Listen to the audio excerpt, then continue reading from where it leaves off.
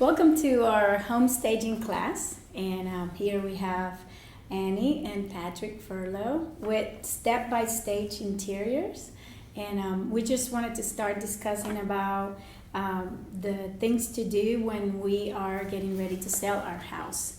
And one of those things is staging the house properly. And our chapter number 1 will be home staging and its importance. If you wanted to start, Annie, with Sure. What is home staging? So home staging is preparing your house for the market. So we're trying to depersonalize the house and trying to make a product feel like 90% of the people want to move into the home. So it's really just a lot of decluttering, depersonalizing, and also maybe painting some walls and then adding some furniture that is kind of universal to everybody's style. So why is it necessary for a successful sale? It's not just about you being comfortable in the house, it's you're making the buyers comfortable with your house. So Correct. Would you like to explain more about that? Well, almost every industry out there stages their product. So you go to the grocery store and produce is staged, right? You go to a shopping mall, they have everything staged in the front window, what they want you to feel when you walk into their store. Same thing with home staging. We want that seller to have the most offers they possibly can. We want people to walk into that space and feel like that could be their next home. So it's very important that we really dig on that psychological connection with buyers so they want to live in that space. Right, and the staged home just exudes so much more confidence in the seller and in the realtor that it just stands out amongst other homes on the market in the same area, that house shows so much better, and it can exude more views online, which in turn leads to more showings, which can lead to more offers, which leads to a higher and better sales price. Yep. Yeah, absolutely. I wanted to just give my personal experience with them. We also do home. We flip different homes, and we flip one in the historic area, which was with you.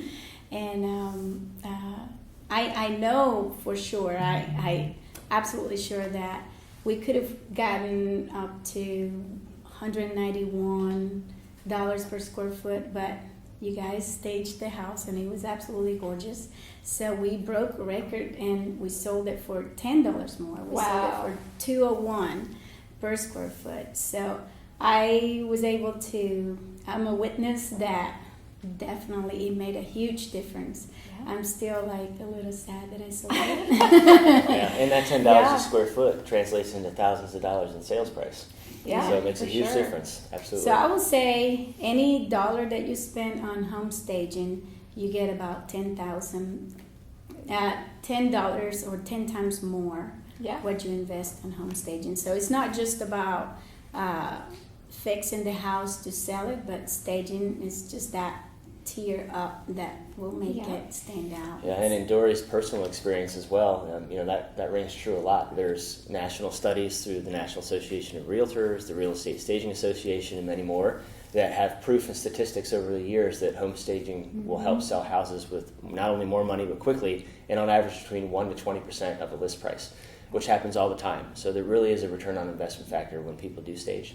In my case, it was about, $20,000 difference. Yeah. Isn't that crazy? About a $2,000 investment. So depersonalizing a house and cleaning it up and staging it does make a difference. Yeah. And it helps your community too to raise the bar for your neighborhoods as well. So. All right, and in real estate we say that it's a price war and a beauty contest. Right? And that's where you come in. What are some of the important components of a well-staged house? So a well-staged house should really focus on who's going to be living in that space. So for instance, if it's a house that has maybe like 4 bedrooms, there may be like 5 to 6 people living in that house. So we need to showcase how a family can live in that space with all the furniture. So in the living room, for instance, we may need to put 2 sofas and 2 chairs so everybody can form in the living room. Also, everything needs to be balanced and to scale, and we really need to be painting that picture too. So color makes a huge impact on people, and so we like to use color to thread the house together. So for instance, if we use like navy in one room, we may put a little bit of navy in every room just to tie it together with a nice little bow. So if they are looking at different houses on the same day, they're going to remember the one that's staged because every room connects and tells that good story. And that's right. And I would add, in addition to that, it's not just about dropping furniture into a home and calling it staged. When we're staging, or any professional stager is staging, we're really highlighting the architecture and the value and the specifics of that property that makes it unique. So we're highlighting a fireplace in a living room. We're highlighting bay windows in a family room or overlooking the back patio.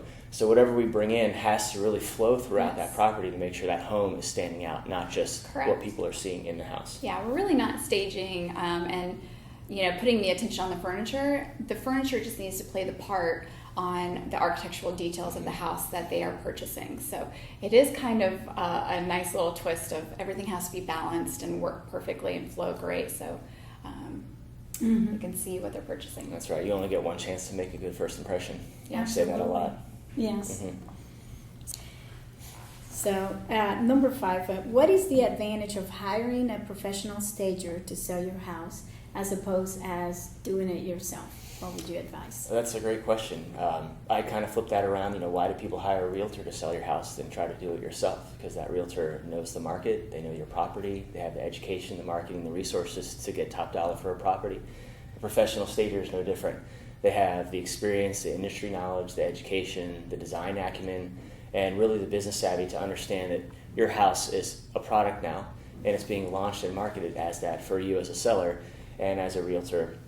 Really becoming part of a team to make sure everyone's working together as one. So you're hiring an expert to do that versus maybe reading an online article or trying to do it yourself, which can take a lot of time, a lot of effort. Maybe if you don't do it right, it may not showcase the way that you need to. So there's a lot of advantages to looking at a professional stager versus maybe a DIYer doing it on your own. Yeah. Also, professional stagers have a ton of inventory at their fingertips, where as a homeowner, you're going to have to go purchase a lot of things that may be trending right now if you haven't switched your furniture or your looks up for 5 to 10 years. So that will cost you more money than just hiring a professional stager to do it. And when you're talking about staging, you're talking about two different scenarios. There's people that have moved out of the house and it's a vacant property and it's completely empty. Where are you going to go resource all that furniture and inventory to have it professionally done versus hiring a professional who has that, who can come in and get it done in a day?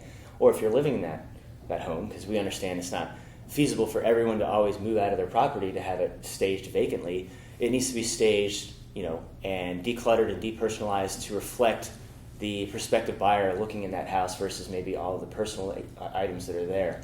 So having that trained eye to come in there and just make adjustments and suggestions and recommendations can go a long way. Telling you what to pack up, what to move. It's super beneficial.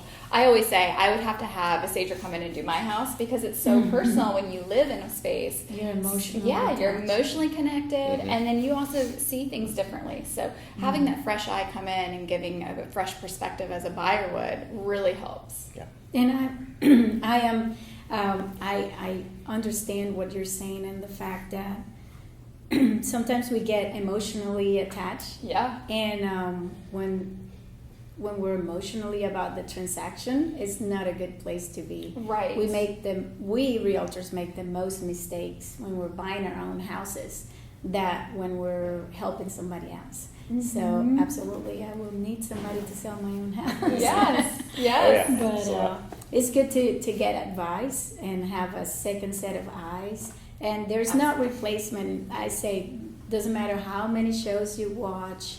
It's always every house is like a fingerprint. You're not just putting pretty furniture in a house. The furniture is saying, look at this house. Look at those beautiful floors. Look at those beautiful windows. It's not just buy me as a chair. Right. Even though some people might get attached and might want to buy some of your furniture. But it's the whole service is about selling the house. Absolutely. And in every industry, there's experts in every industry, whether it's sales, trade, computers, home staging, realtors. People hire experts because they're the best at what they do, and they give results that are the best that we can get. And it's no different in the staging industry. Hiring a professional stager who has accreditations and industry experience and years of doing this to establish themselves versus maybe a hobbyist or an amateur who's new to the industry that maybe needs more training or more work, and eventually we'll get there because they understand that there's dedication involved in becoming an expert at your craft and being a professional versus kind of doing it on, as a part-time job. So really quickly, would you stage a house where people are living in it, and what would be the difference between versus being vacant? I bet you prefer that. It's like a clean canvas. Yeah.